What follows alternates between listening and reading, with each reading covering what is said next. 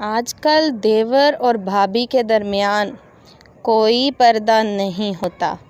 وہ یہ سمجھتے ہیں کہ یہ اگر میرے شوہر کا چھوٹا بھائی ہے تو میرا بھی بھائی ہوا، جب کہ دیور تو ایک فتنہ ہے۔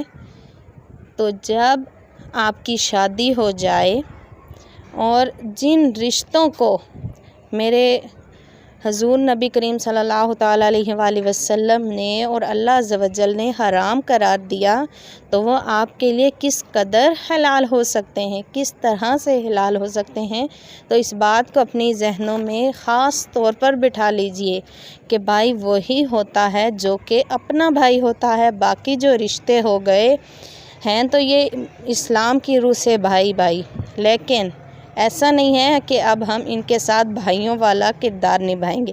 تو اس لیے ناظرین، بہت مشکل دور ہے، پردے کا کوئی لحاظ نہیں کیا جاتا، فتنے کا دور ہے۔ تو اس میں میرے حضور نبی کریم صلی اللہ تعالیٰ علیہ وآلہ وسلم نے جو احکام ہم پر لاگو کیے ہیں، ہمیں ان کو فالو کرنا ہے۔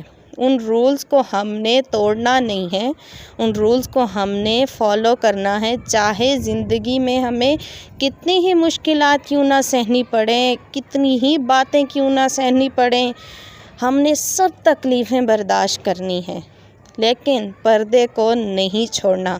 کیونکہ اگر پردہ کوئی معمولی سی یا عام سی بات ہوتی تو اللہ پاک اس کا ذکر اتنی پیاری کتاب میں کبھی بھی نہ فرماتے۔